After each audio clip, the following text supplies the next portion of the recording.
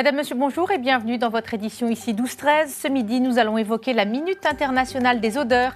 Il s'agit d'une action de sensibilisation sur l'odorat.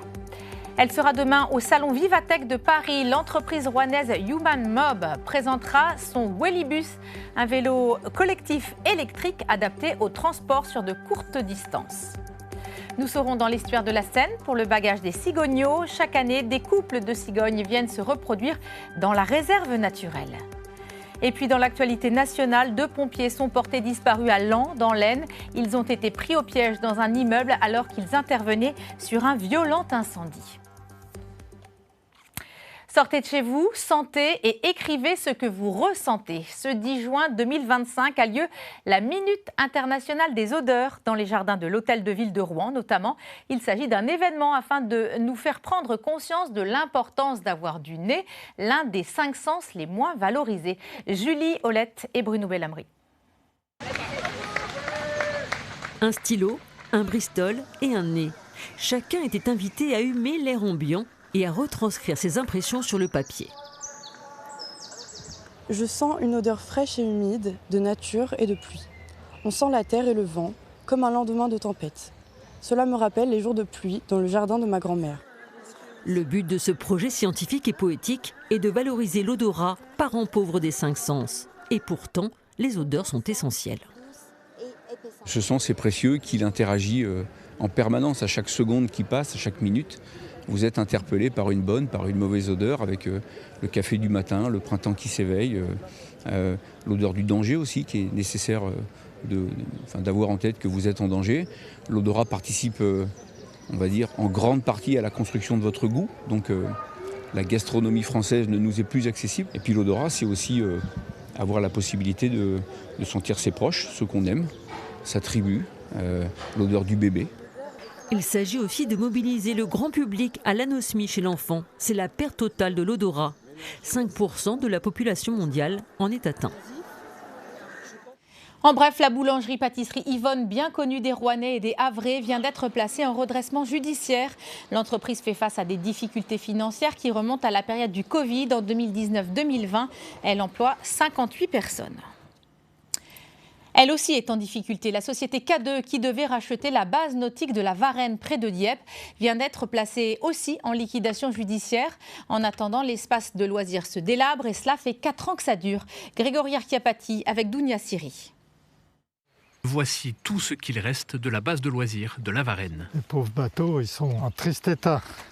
Locaux vandalisés, plafonds effondrés. Pour le maire de Martigny et le président d'une association de préservation de cette base de loisirs, à l'abandon depuis bientôt 4 ans, le constat est sans appel. Il y a un immense sentiment de gâchis face à cette situation, de révolte aussi, parce que c'est le bien public qui est détruit. L'entêtement à vouloir réaliser cette affaire avec un partenaire qui s'avère défaillant nous amène à cette situation. Il faut remonter 4 ans en arrière pour comprendre ce beau gâchis. Mai 2021, géré par le syndicat intercommunal de la Basse-Vallée de la Varenne, le site est en cessation de paiement. Il faut trouver un repreneur pour relancer l'activité. 2 dossiers sont sur les rails, dont celui de la société privée K2, spécialisée dans les loisirs et filiale du groupe Capital. Le projet présenté est validé par le syndicat. Un compromis de vente est même signé en juin 2024. Quelques mois plus tard, en avril dernier, coup de tonnerre, le groupe K2 est placé en liquidation judiciaire. Un mal pour un bien, selon les opposants au projet. Et quelque part, ça ouvre une nouvelle page. Les projets peuvent être faits. On attendait d'abord qu'ils restent dans le domaine public et on attendait aussi que ça soit accessible à un maximum de gens, que ce soit des habitants, que ce soit des touristes, que ce soit des travailleurs, puisqu'on va en avoir plein. Le syndicat qui avait signé le compromis de vente avec K2 n'a pas souhaité répondre à nos questions. La société privée, elle, n'a pas donné suite à nos demandes. Cette information à lire sur le site internet de France 3 Normandie. Un immeuble d'habitation a été évacué la nuit dernière à Maromme. Un incendie s'est déclaré peu avant 22 h dans cette tour de 9 étages. 60 personnes ont dû quitter précipitamment leur logement. L'une d'entre elles a été légèrement intoxiquée et transportée au CHU de Rouen. Vous connaissiez le Schoolbus, voici le Wellibus. 10 ans après sa première innovation de transport écologique, Human Mob présente son tout nouveau véhicule adapté aux mobilités douces et urbaines. La start-up basée à Croissé, près de Rouen, a été choisie par la région pour représenter le savoir-faire normand au salon Vivatech qui s'ouvre demain à Paris. Myriam Libert et Julie Olette. C'est une expérience ludique et instructive que s'apprêtent à vivre ces jeunes enfants. Un casque, une chasuble, l'accoutrement en est bien connu des petits cyclistes. Mais il s'agit cette fois de pédaler tous ensemble. À la manœuvre de ce bel esprit de groupe, Amaury Picchio, le cofondateur de la start-up normande Human Mob, connu dans la région pour sa première innovation de transport écolo, le Schoolbus. 10 ans déjà, le temps d'apporter des améliorations au premier véhicule, et le Wellibus est né. Sur ce nouveau véhicule, sur ce vélo collectif, les enfants pédalent pour alimenter la batterie en plus. Donc ils peuvent pédaler dès le début et ils rechargent la batterie. Allez, c'est le seul moment où vous avez le droit de checker. Après, on garde les bras à l'intérieur, les mains sur le guidon. C'est bon, on est prêt? Oui. Allez, on y va, go! Ce véhicule collectif et électrique peut transporter 9 personnes et notamment des écoliers. Il est conçu pour fonctionner sur de courtes distances, en ville ou à la campagne, et à petite vitesse, pas plus de 19 km/h. Dans la métropole rouennaise, le Wellibus est autorisé sur les voies cyclables. Et on va à droite les enfants, on met les bras à droite. Mais aussi sur toutes les infrastructures routières. Voilà, bonjour. On est collective, donc c'est mieux. Et on peut faire plein d'aventures, on peut aller où on veut. En urbain, il va être vraiment très très pratique sur les transports scolaires et les très courtes distances, pour créer des groupes et emmener des scolaires à la piscine, au théâtre, sur des activités du quotidien. Il va éliminer des voitures aux abords des écoles. Dans une zone rurale, il va permettre de sécuriser des transports qui vont être un petit peu plus longs. On va être sur 5-6 km, mais il y a souvent des grandes routes, des grandes nationales à traverser que des enfants ou des personnes à mobilité réduite ne peuvent pas traverser tout seuls. 510 000 € ont été investis en recherche et développement pour façonner les 2 premiers prototypes du Wellibus. Mais la petite start-up voit grand et envisage la fabrication de 150 Vélibus cette année. Elle pourra dès lors honorer les premiers contrats déjà passés avec plusieurs communes de la région. La suite à présent de notre feuilleton consacré à la forêt. Direction ce midi l'étape en forêt, un domaine qui allie hébergement, restauration et loisirs 100% forêt dans le bocage normand à quelques kilomètres de Vire. Stéphanie Le Tournel et Didier Meunier s'y sont rendus.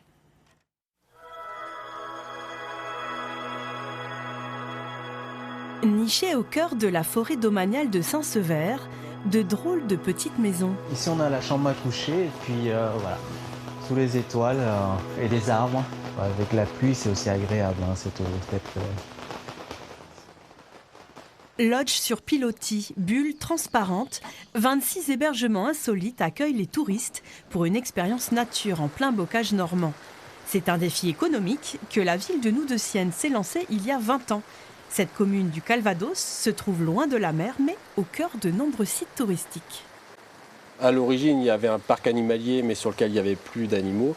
Il y avait un camping sur lequel il n'y avait pas d'hébergement particulier, il n'y avait pas d'accueil particulier. En fait, donc on a essayé de redynamiser l'ensemble, sachant que le territoire était en perte d'attractivité et qu'il fallait essayer de faire quelque chose, ce qui permet aujourd'hui de soutenir quand même les commerçants locaux.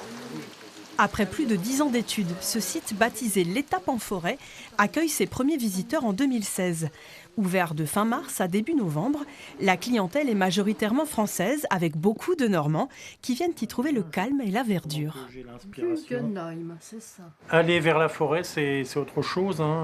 Puis il y a le bruit du vent, la pluie. C'est très agréable d'entendre la pluie tomber sur les carreaux.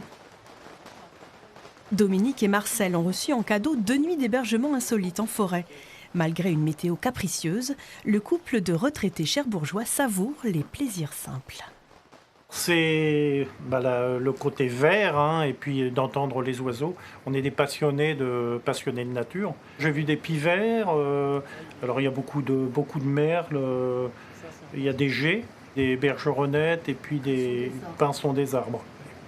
Et moi c'est plutôt les fleurs. Ce matin je me promenais là dans l'espace qui est immense et j'ai vu un géranium sauvage. Des grosses pâquerettes pleines de gouttes de pluie, enfin voilà, on s'extasie comme ça pour rien, mais c'est notre petite joie. On prend le temps de vivre et ça fait du bien. Pour les amateurs de sensations plus fortes, des parcours acrobatiques dans les arbres et locations de VTT sont proposés sur place. À proximité de nombreux sites de loisirs de plein air, l'étape en forêt est intégrée à la nouvelle station Sport Nature Normande entre lac et forêt. La bonne recette pour les acteurs économiques et touristiques locaux. Il y a un besoin de nature et c'est pour ça que l'offre se développe vraiment autour, entre le VTT, la rando, il y a aussi de l'orientation, il y a de l'équitation, il y a du golf à proximité. Donc que des activités décarbonées pour le coup et qui sont à proximité et accessibles en vélo sans aucun problème depuis le centre d'hébergement de l'étape en forêt. Causal Fat et son épouse Bottom ont récemment repris la gestion du domaine. Restaurateur, le couple pousse l'immersion forêt jusque dans l'assiette. On va amener une cuisine réconfortante parce qu'on est en forêt, parce qu'il y a une cheminée basée sur des goûts et des couleurs de forêt, des champignons, travailler la truffe, travailler des viandes de bois, des sangliers, du cerf, des choses comme ça. Pour terminer ce voyage parmi les chênes sessiles, châtaigniers, bouleaux et résineux, il n'est pas rare de rencontrer des personnages venus conter les histoires et légendes de cette forêt de Saint-Sever. Enfant de la terre et de l'eau, depuis des temps immémoriaux, je vis.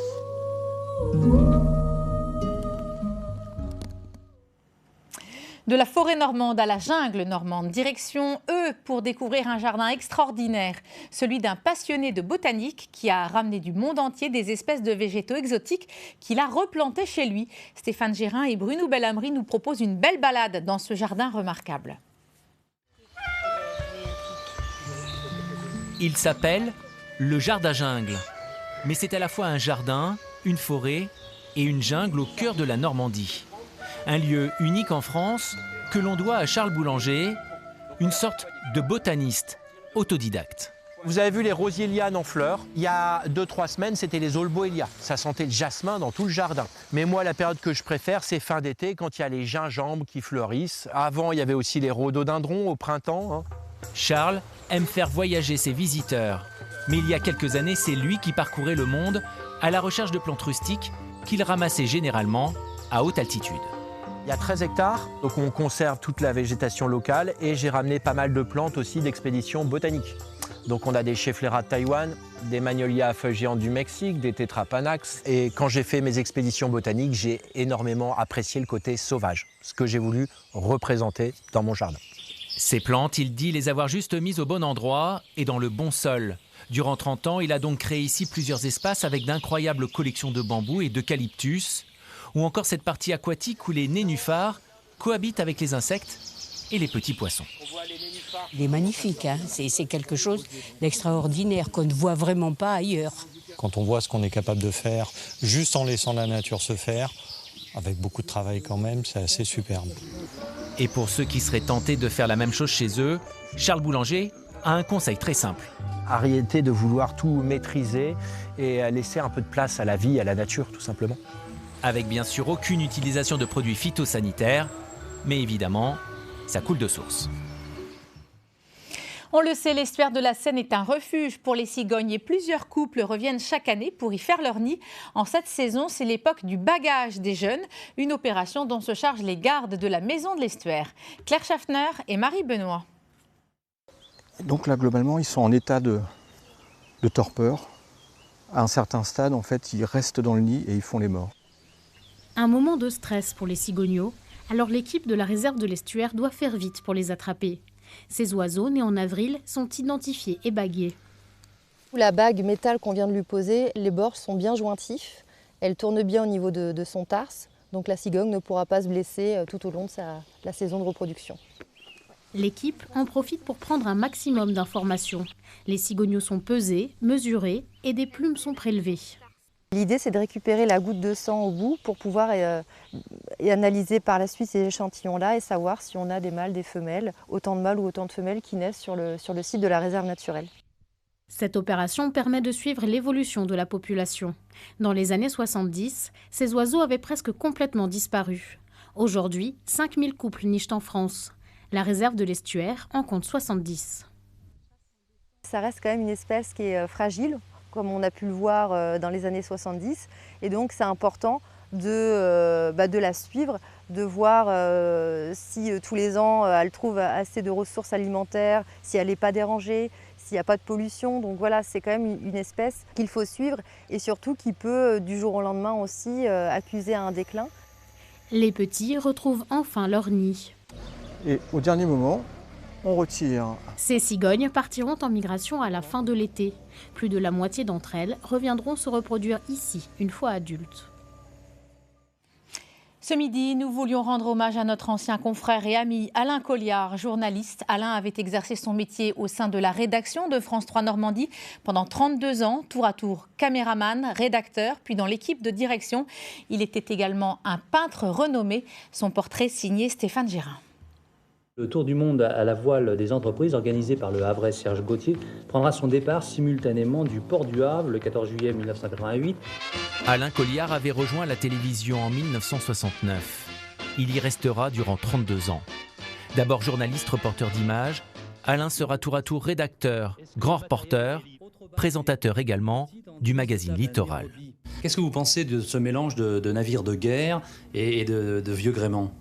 Son métier permettra à cet amoureux de la mer de sillonner la Normandie et de voyager dans le monde entier. Alors ce bateau fait 50 mètres de long, il peut emmener 250 passagers. En 2001, et après avoir connu l'ORTF, FR3 et France 3, Alain Colliard, alors rédacteur en chef adjoint, prend sa retraite. Il se consacre alors au voyage et à sa passion de toujours, la peinture. Car Alain était diplômé des écoles des Beaux-Arts du Havre et de Rouen. L'élève de Jeff Friboulet développera ensuite son propre style et sa propre technique.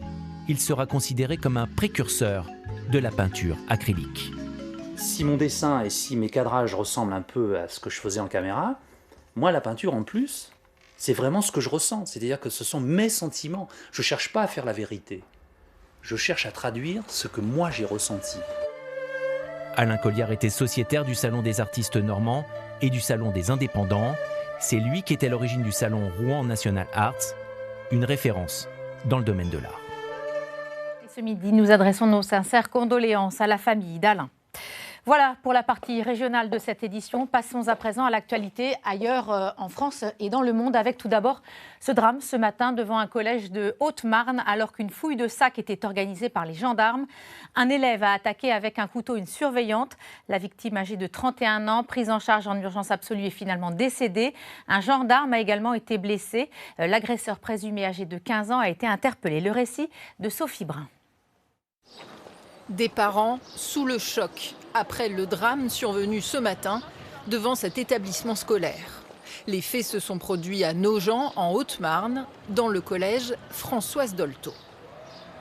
À 8h15, à l'occasion de la rentrée des classes au collège de Nogent, un élève de 14 ans a porté des coups de couteau à une surveillante. La gendarmerie réalisait ce matin des contrôles aléatoires de sacs. Quand l'agression a eu lieu, ce collégien de 3e était à proximité. Et donc on se fait fouiller et à un moment on entend crier, donc c'est la surveillante qui court.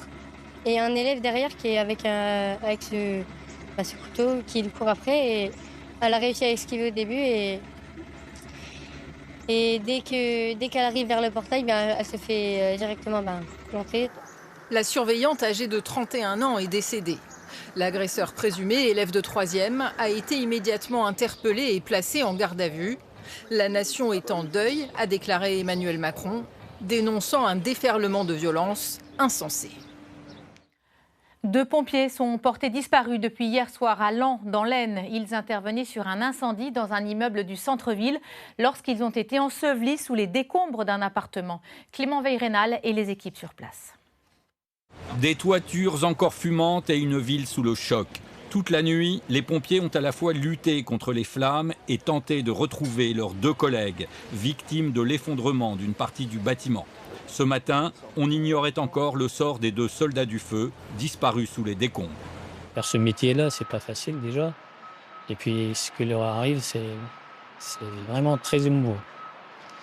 Je suis très ému. Toutes nos prières, elles vont pour eux, pour leur famille, pour leurs proches. Et on espère une bonne issue. Le feu s'est déclaré hier en fin de journée dans un vieil immeuble du centre historique de Laon. Un quartier constitué de ruelles étroites, parfois difficiles d'accès. Le sinistre s'est ensuite propagé à 4 autres bâtiments. C'est une cité médiévale avec beaucoup de constructions anciennes et beaucoup de bois dans les constructions. Et donc automatiquement, une certaine promiscuité qui fait que dès que le feu part, voilà, ça peut vite générer des catastrophes. C'est un vieil immeuble, c'est un vieux monsieur qui vit dedans. Donc bon, le départ de feu apparemment était sur le premier étage et puis après ça part très très vite en toiture. 3 autres personnes, dont 2 pompiers, ont aussi été légèrement blessées. Ce matin, 168 sapeurs-pompiers étaient toujours mobilisés sur les lieux de la catastrophe. Le ministre de l'Intérieur est attendu sur place en début d'après-midi. L'actualité à l'étranger à présent avec l'Autriche endeuillée. Au moins 10 personnes ont été tuées dans une fusillade.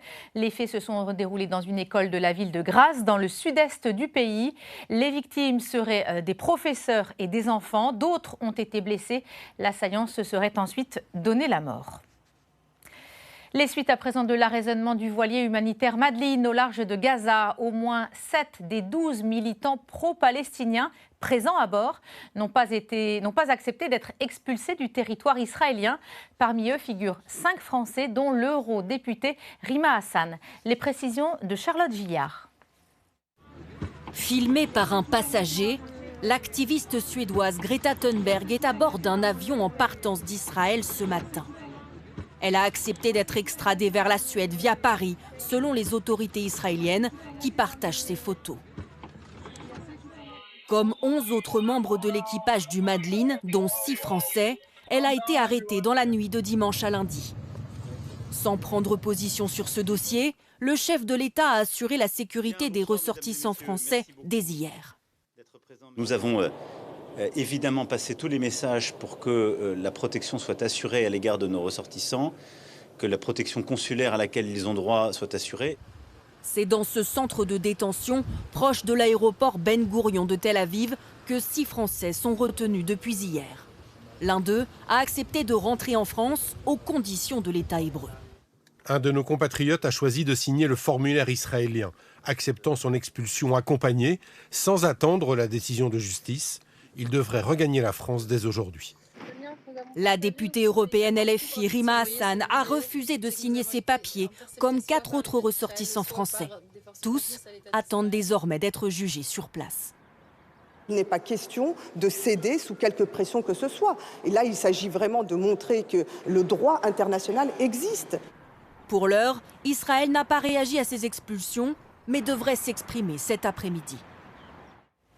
Aux États-Unis, le ton monte entre les démocrates et Donald Trump. Après la garde nationale, le président républicain a décidé de déployer le célèbre corps des Marines à Los Angeles.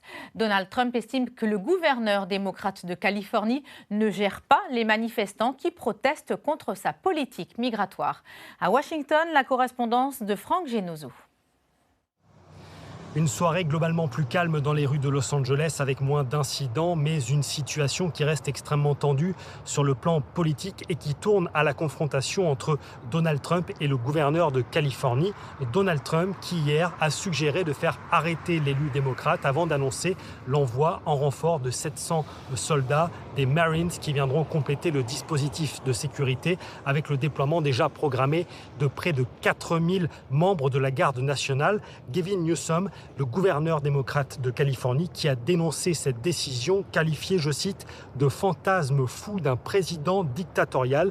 L'État de Californie a d'ailleurs annoncé au passage sa volonté de poursuivre le président américain pour excès d'autorité. Donald Trump accusé de souffler sur les braises de cette contestation par de nombreux élus démocrates qui considèrent que les 3 blessés légers chez les policiers de Los Angeles n'auraient pas dû entraîner un tel déploiement de force. Merci Franck. Retour en France avec ces opérations escargots à partir d'aujourd'hui à Paris, Lyon, Bordeaux ou encore Rennes. Les chauffeurs de VTC se mobilisent. Ils réclament un moratoire sur le nombre de conducteurs. Autre grogne, celle des taxis. Ils appellent, eux, à un mercredi noir, jour de réunion au ministère de la Santé autour de la nouvelle convention de l'assurance maladie. Et c'est la fin de cette édition. Merci de votre attention. Retour de l'information régionale dans Ici 19-20, présenté par Frédéric Nicolas. Tout de suite, votre météo à la carte. À bientôt.